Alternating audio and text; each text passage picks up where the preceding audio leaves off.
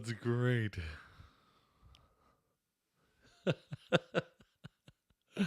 Oh my goodness. Whoa. All right. Well, y'all,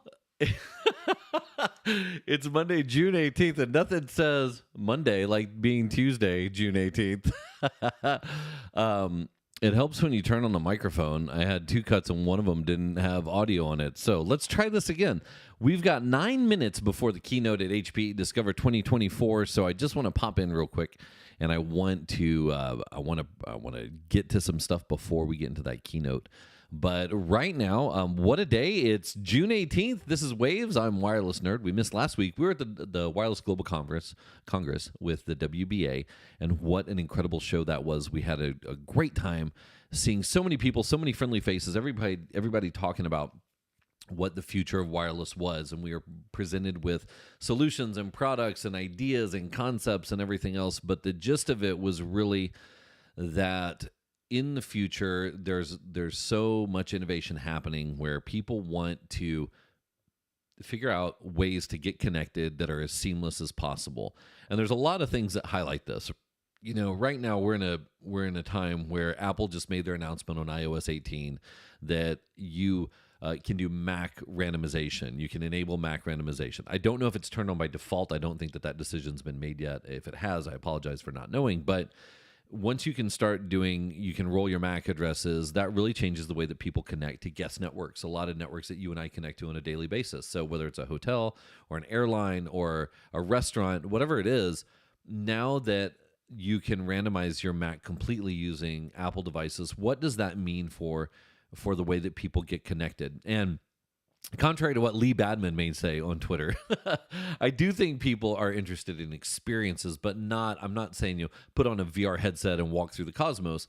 What I'm saying is that the big overarching theme is that the experience that people have using wireless technology was what was under the microscope at the Wireless Global Congress that the WBA hosted. And nothing can emphasize that more than AI, because I think what we heard about was all of these different things that people were doing to make their networks better, or to make their networks more usable, or to make their networks more accessible, or to make equipment more accessible and usable.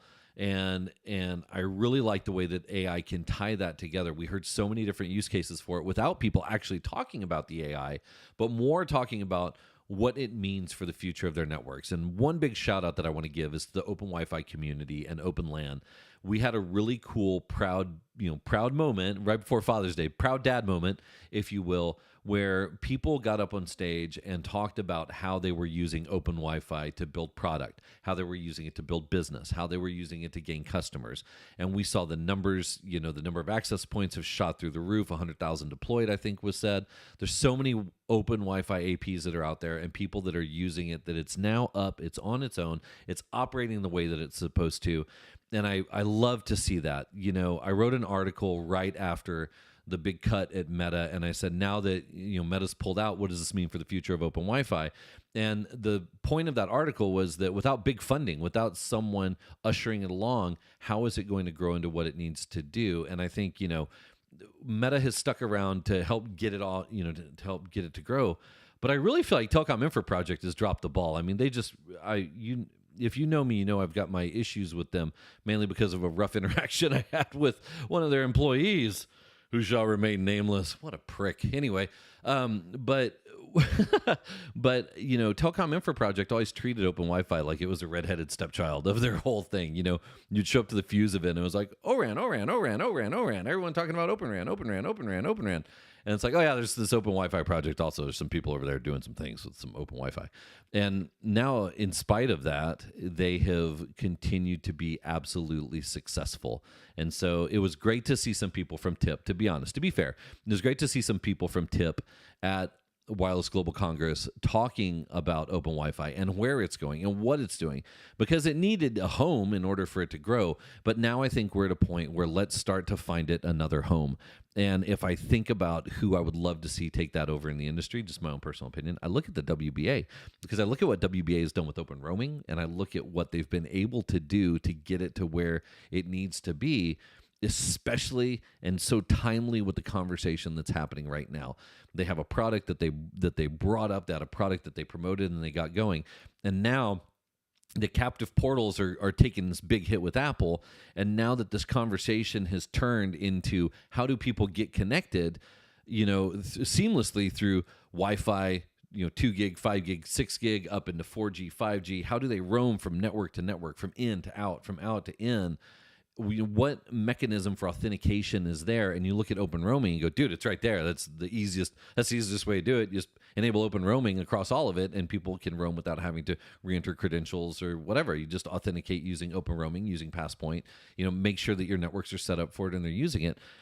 When you look at that, and you look at something like Open Wi-Fi providing the open hardware and the software that's native to open roaming, it's very cool. So it seems like such a good fit for the WBA to be like, hey, you know what?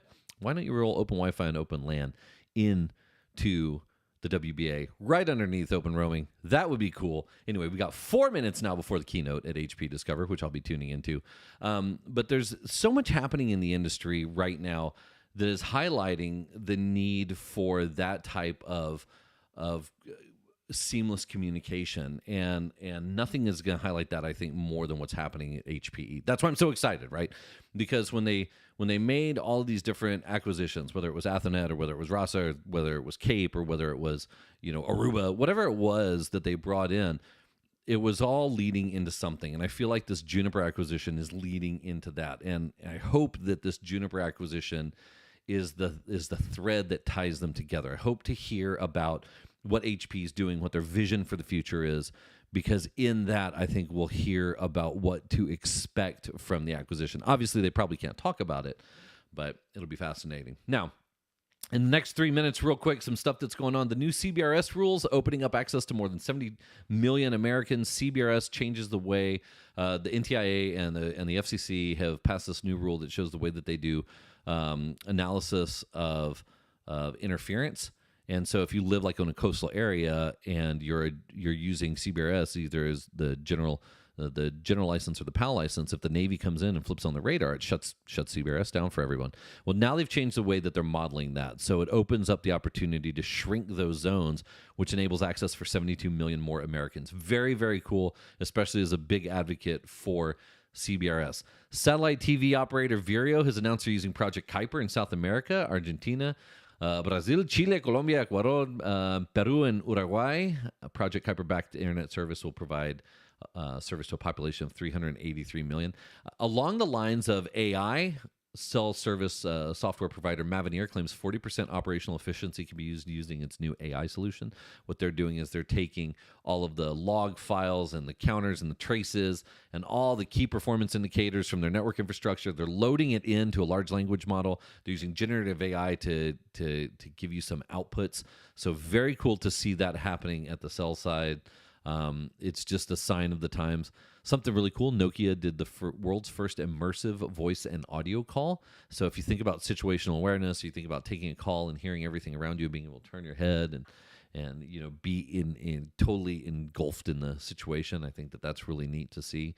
What else is happening? A new Starlink device. SpaceX has received FCC clearance to operate a mysterious wireless device module running MediaTek chipsets in 2, 4, and 5 gig. Womp womp, no 6 gig. It can fit in the palm of your hand. Yeah, so if you look up PCMag.com has this article listed. If you just Google SpaceX device Starlink Mini, you'll find it. And last but not least, Delta, the Taiwanese company, talked about using Wi-Fi to see heartbeats. And they talk about channel changes, and they talk about the way that the wave moves through an area. We've seen Wi-Fi sensing. We talked about Wi-Fi sensing at Wi-Fi Now. We talked about Wireless Global Congress. There's a lot of things that are happening with Wi-Fi as a waveform and not just Wi-Fi as a service. And so this leads into my question where I asked the panel of people at Wireless Global Congress, now that AI is going to solve all these network problems for us, what are you going to do with your free time? So wireless sensing and using the radio wave to do stuff, I think is very, very cool. That being said, it is 10 o'clock, and so I'm going to cut the Waves podcast here. I'll make it a short one this week. We'll have a follow-up to it, but I'm going to tune in about an hour, to get ready for this unforgettable experience. I want to make sure that I'm paying attention to the HPE Discover 2024 keynote with Antonio Neri. The CEO of NVIDIA is supposed to be joining as well. So that's going to be a cool one. Last thoughts on any of the stuff this week. I mean, last week was just a big week with Wireless Global Congress, and it was so good to see so many people, so many big vendors out there supporting what's happening in wireless. I'm glad to see it. I'm glad to hear it.